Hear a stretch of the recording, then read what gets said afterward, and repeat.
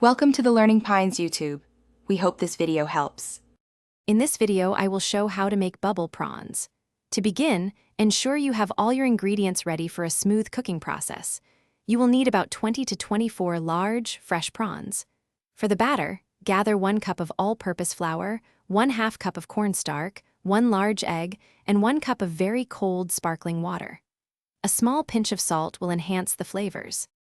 Now, let's prepare our prawns for their bubbly transformation. First, carefully peel and devene each prawn, making sure to leave the tail on for a beautiful presentation. After cleaning, rinse them thoroughly under cold water. It is crucial to pat them completely dry with paper towels. Excess moisture can prevent a crispy batter. Finally, marinate them for about 15 minutes in a simple blend of salt and white pepper. The secret to truly bubbly prawns lies in the batter. In a large bowl, whisk together your 1 cup of all-purpose flour, 1/2 cup of cornstarch, and a small pinch of salt. In a separate bowl, lightly beat 1 large egg, then slowly incorporate 1 cup of very cold, sparkling water.